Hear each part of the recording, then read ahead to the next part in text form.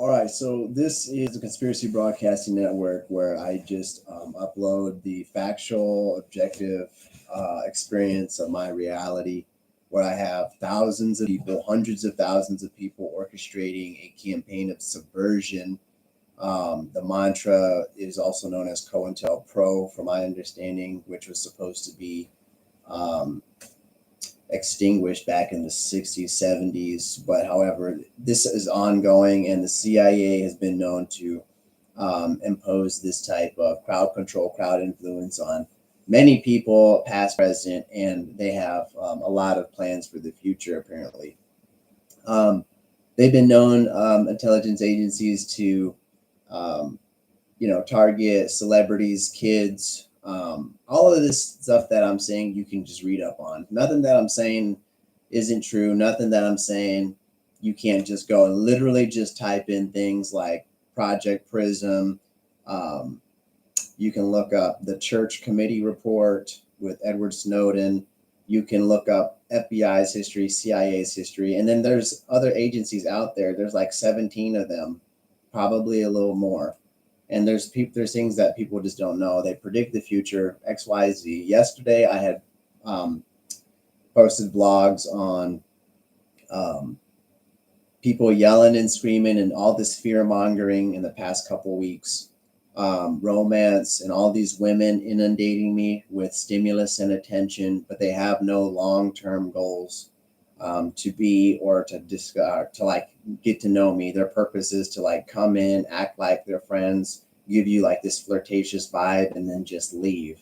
They're only around whenever you have time constraints. They're only around whenever they're prepared to ambush you or humiliate you in some way, shape, or fashion to get you to forget, or to forget you to deviate from your plan of action. All of that stuff is in blog 79, 78, where I've got two drunk guys trying to intimidate and confront me so that I drive off without my kayak secured to the rack. I have the FCC um, process, which is the Federal Communications Commission, and I have spoliation of evidence. I have cyber stalking going on. I have a lot of things going on, and so this subversive campaign now has trickled into the vast majority of my life, where I'm completely isolated. No one believes anything that I say. No one knows what I'm talking about. XYZ. It's textbook conspiracy. Here I am today on this channel. Really don't give a shit about my subscribers. Really don't give a shit who's viewing. This is because I can't really talk to a therapist. I can't talk to any healthcare providers. They're involved in the bullshit, and they're involved in the harassment as well. This channel, today I'm going to upload a video of the abuse and the stalking tactics. I'm also going to share some elements of logs, I believe 77 and 76, regarding my neighbors and regarding tactics of my property, destruction of my property. And so here we go.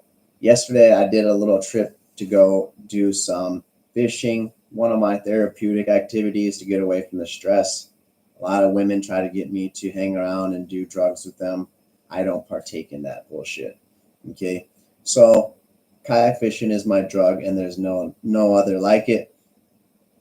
Here I'm driving to, I'm going to do a screen share. Here I'm driving to, first and foremost, I want to do a screen share on a picture of this. So this picture right here that you're seeing is me placing my rain jacket in the cubby with a securing device that goes over the top of it. And this is very tight. It's snug.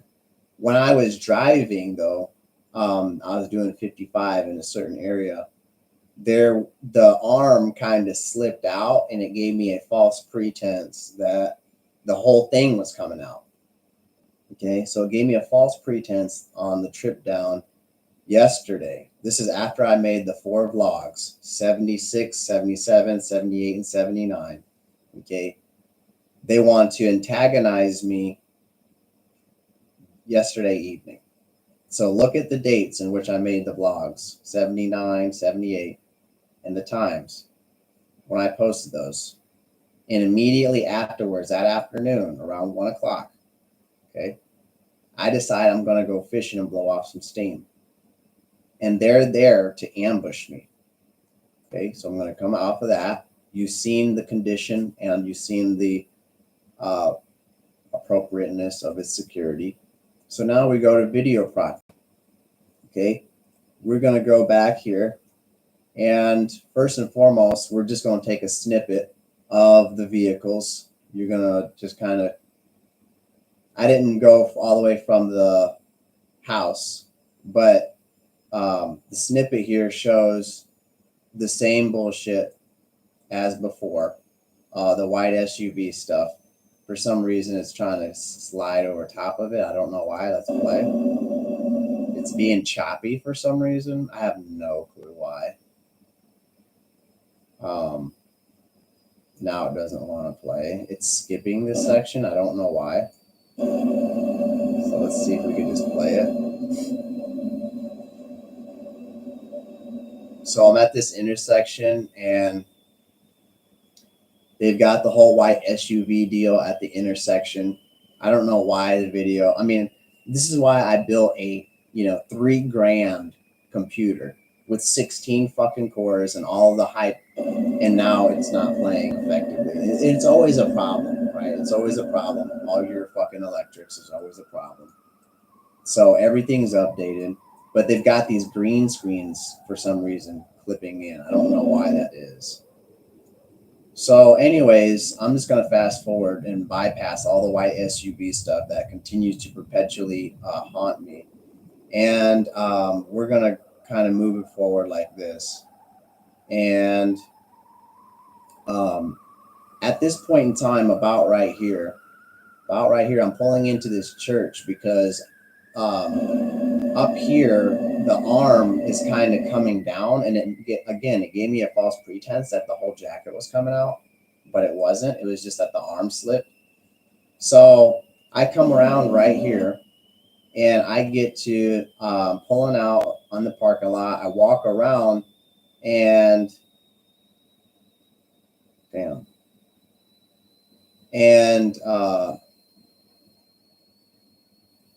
I'm fixing it, doing what I gotta do. I just seen that the arm was down, slipped it back in, walked around, right? Got back in the vehicle and began driving. And you'll notice when I begin to pull off, what you've seen there was they ambush you here, which is the red SUV. Same thing, the whole on-ramp thing, off-ramp thing with a bypassing of a white SUV. Always the white and red pattern, the parent pattern, always the intercept. That's what the biggest thing is. This is an intercept. It's always an interception, right? And here goes this. And so I'm almost there, okay? I get to where I've got to go about right here. I'm going to bypass all the bullshit, the white SUV stuff that's staged, which you see right there. And I'm just going to go straight to the point. And they have these revolving white SUVs everywhere you go. I come in here, okay, and they've got one stage down there too. I'm not going to go through this bullshit. This is the same bullshit that's on every other vlog about my vehicular harassment. But here's what the topic of this particular video is about. I get down here to the section of parking, and lo and behold, right here,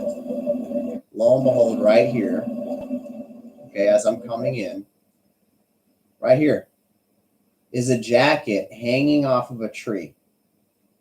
There's a jacket hanging off of a tree. I've never seen a jacket hanging off a tree. All my times fishing, I've never seen someone leave a jacket on a tree. Okay. And so that jacket that was there, that jacket has actually been there about 48 hours. Roughly, I kept it in that cubby hole in front of my house since I believe Thursday. Wednesday. I think Wednesday. Wednesday afternoon. I think I went fishing. So it's been in there for 48 hours. I come down here. You seen that I just stopped about 8 minutes ago, 5 minutes ago in the church. I come down here and there is a jacket hanging off of a tree. Now, backstory on the jacket in the kayak, I don't ever put that in that cubby hole.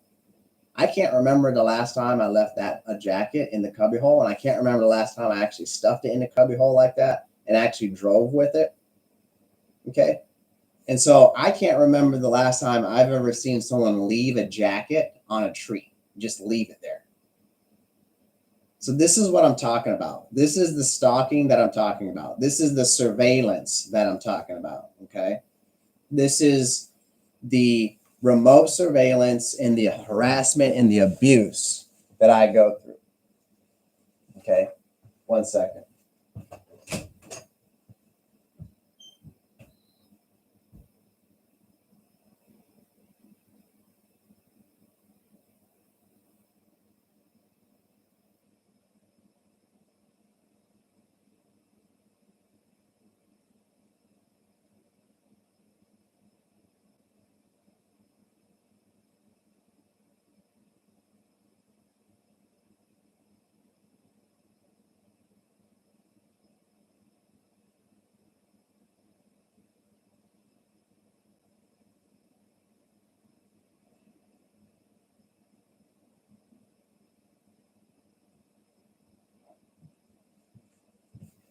Okay. So that's what I had to show there on the jacket. Next, when we're talking about ambushing me, I always park in the same places, or I park relatively in the same areas when I do go to these places. And I'm going to stop this screen share. There you go. I park in the relatively same places. So now I'm going to show you a picture of what they do to the areas that I frequently park at. Okay. So the areas that I frequently park at, or if I go to the gym, I keep bringing up this thing where I say I go to the gym and they have these blue people wearing blue shoes, blue attire, blue whatever shirts, or I walk around and the people are staging blue objects around where I frequent. This is a screen share here of what they do around the area that I park at all times. They know I park in a specific area and they throw trash. This is how trashy people are. It's like a double-edged sword of trash, basically, like a trash champion. Okay, society is that they're using, instead of picking up trash, right, and making sure that they're responsible adults and working on themselves, these people are perpetually putting blue laden trash around the areas that I park. So here, 1, 2, 3, and then here's another one. I'm going to stop sharing. And here's one that really kind of puts it in perspective. Here.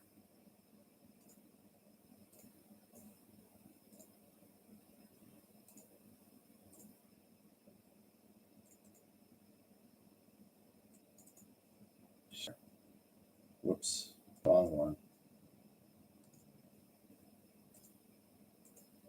Share. There you go. So this is the same vehicle, same, obviously my vehicle, but same area. I just showed you.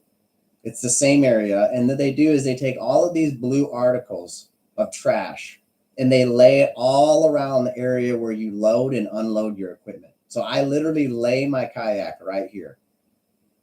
Okay. And I put it on a trailer, on a dolly.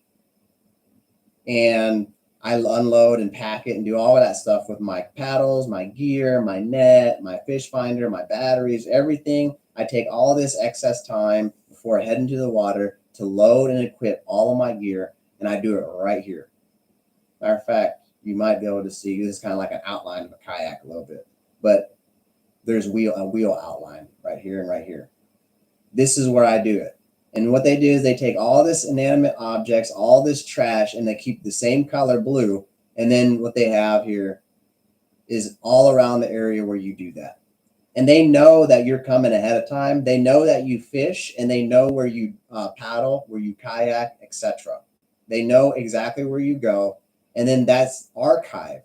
Okay, it's archived, and then now strangers who are in the area that go fishing, and these saboteurs can come now and start laying inanimate objects around and putting them in the areas that you frequent. And it's the same thing. If they know you're going to the mall to go shopping, they have things that are already waiting there for you. If you're going to the grocery store, same thing. They've got things laid out for you to humiliate you, to harass you, to get you to fuck up, drop something off a shelf, pick up the wrong things. Matter of fact, I went grocery shopping the other day, and they know that I always pick the same type of shrimp out. And these motherfuckers had hidden all of the stuff that I pick and laid out all the incorrect stuff in front of it, and had the other things, that the one thing that I always get tucked away in the back. And they do this every single time. You can't just go. And the thing about it is, it's not like I'm making this out of my ass. It's the fact that I've been grocery shopping all my life with my mother while we were, in the military, and my mother never went through this shit. It's just like whenever I'm arguing in the vlogs, I think 40s vlogs or 30s vlogs, I'm arguing with the police officer because I go years, right? Every 2 weeks, me and my mother would go grocery shopping. Dad was working. There was none of this bullshit going on when my mother grocery shopped. None of that shit was going on. None of that shit. There was nobody. When we go to the sporting goods, when we go to Bass Pro, when we go to Cabela's, when we go to Field and Streams, when we go to all these sporting goods, nobody was touching my father. Nobody was running carts into my mother. Nobody was fucking running into any of my family members. No one was fucking touching them, right? No one was. My mother never had shit fucked up with her shit, with her groceries. And she bought twice as much as groceries because she had a family to feed. But when I grocery shop for what, 10 to 15 items max every time I go, there's a problem with one or more of them. No. Next, on vlog 76, I believe, we talked about my neighbor using semantics about my thuja greens. Okay. So I said my neighbor, Gladys, who always gets her hedges and yard clipped by a professional company. They always clean up. They do what they got to do. The second I had purchased those, about a week before the thuja greens came in, the company came over and they left these hedgings here, just dead hedgings, these little branches right here. And they just left them there. This has been here since I had the thuja greens way back in like July or something like that. And you can see I put the thuja greens right here in their own little vases. There's like little marks in the ground right here. Okay. Insinuating that the thuja greens would die. Right now they have a little bit of frost nip on their tips. So they're a little brown at the tip. Okay, they are, and I uprooted them and I cut some of their roots. So they're a little sick. Okay. But this is the semantic nature where they lie these inanimate objects out around your vicinity where you frequent. And it's the same thing in the occupational setting. It's the same thing in the school setting. It's the same thing at the grocery store, the gas station, at the mall, in the bar, wherever you go, they do this shit. Okay, wherever you go. Okay. Other thing is, on 76, I had a discussion about, if I recall, let me back up, a discussion on my property. So my property is being sabotaged by the city by opening this water or not fixing a ruptured pipe. And they had me going back and forth with them, back and forth, back and forth, back and forth with phone calls and appointments, knowing the whole time that there is a ruptured pipe at the end of my road, okay, and that it's flooding my backyard to the degree where I have no backyard. I can only mow literally like 15% of the backyard. I have soiled dirt, right? Soiled as in super saturated water that is up to the foundation. And I can only push the mower like 5 yards between the foundation and to where it gets too muddy and watery. Okay. Even if they fixed it, I have no way other than a brush hog to mow what has grown. I've got mice that have inhabited the backside of the house. I've got humidity up the Yahoo, and it's in promoting a mold.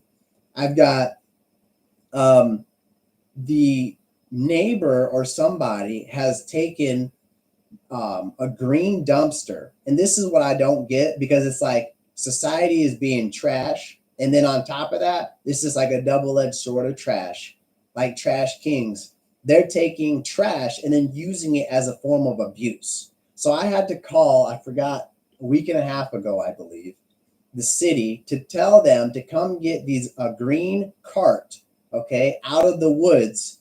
And someone has taken a green cart and laid it in the woods directly in my line of sight as I look out of the kitchen window into the woods. And in this cart was just a bunch of trash in the woods. And they finally came and got this green cart, pulled it out of the woods, left all the trash in there. And then when you look around, they have these little openings in the woods. Okay, there's 2 openings. And in both of those openings, there's these little plant containers. Okay, and so you hear me talk about how I had plans on making a nice thuja green row that would separate my view from the street, because I got tired of the vehicles passing by using this visual pollution every time I'm enjoying myself and doing my hobbies or any type of work outside. Okay, they're always passing by, and I'd like to have some security from my neighbor and all the commotion and the bullshit. So they flood the fucking yard. Okay, and then act like they don't know what's going on. Tell me that they're sending an inspector from the city, telling me that they're sending Birmingham Waterworks to go look at it. And the whole time they're acting like they don't know what's going on. I'll report it. I'll report it. I'll report it. And nothing is going on. This water is causing these problems.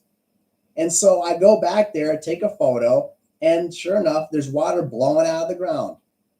It's coming into my yard. They got a blue arrow there, which tells me that someone is very much aware. That blue painted arrow means that the water works technician has acknowledged that there's a fucking water line there, just like they do it in the yards on any other residence in the city. And they acknowledge that this is where the line is, so they're going to spray it. So these people have known about it. And the whole time they've got me going back and forth all year. This has been going on since May. I was aware of it back in February, called when it didn't dissipate after spring rains in May. Okay. They have, in this next clip, a bunch of plant basins, right? Little plant basins. Okay. To use semantics, right? Knowing that I can't plant now because they fucking flooded the fucking yard. And they used the trash. Okay. They set the trash, okay, in the line of sight of the ruptured water. That, and then they also put the plant in the opening of the woods. There's 2 openings. And they put the plant basins right there, laying on the ground, and between and right behind that is trash. Right behind that in the woods, although you can't see it, is the hill where the water is flooding your yard. So had I made a fence before this happened a year ago, had I started building a fence, had I started planting fucking plants like trees, all of it would have been super saturated and they probably would have died. I would have spent all this man hours, and then all of a sudden I would have put this fence in the backyard, and all of it would have been for nothing. So this is a video of what I'm talking about.